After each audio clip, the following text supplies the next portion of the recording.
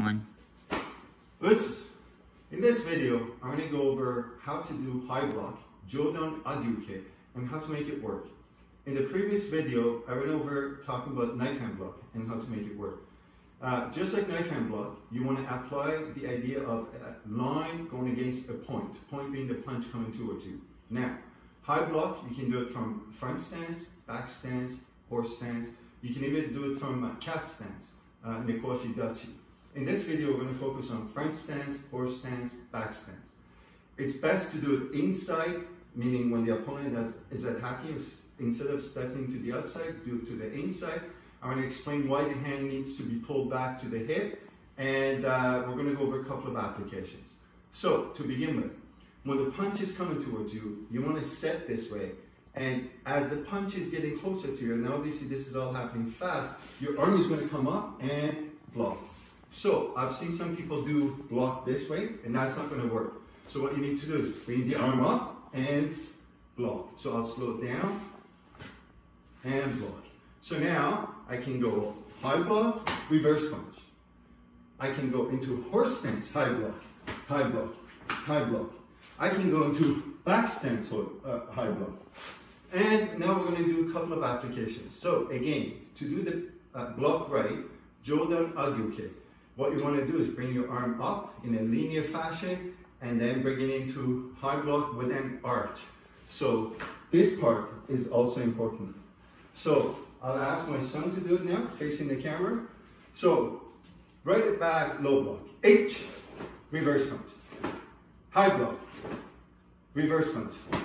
High block, reverse punch. Stand up, go into horse stance, high block. So if you notice, there's arch, and the arm comes up as a linear technique to block the punch that's coming towards you.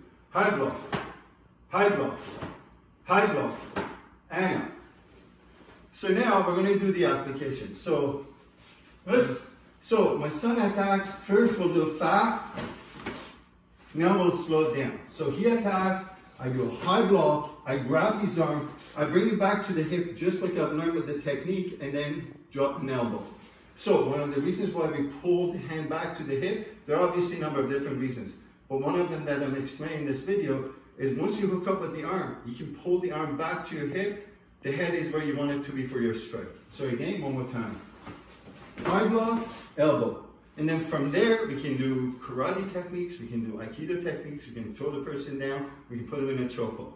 So now, the other thing I wanted to go over is that if he attacks, and I go into high block back stance. Now I'm completely in a defensive move. From here, I can go to front stance. Again, pull the hand to the hip and punch. And we'll do it from a position of horse stance. He throws a punch, high block. He throws another punch, high block. And then from here, I can strike, pull it down, knee to the face. Or a number of other options.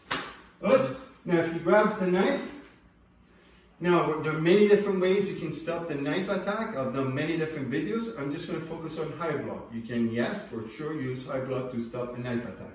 So in this case, he's going to attack ice pick. I do a high block, and from here, I'll go stand up Kimura.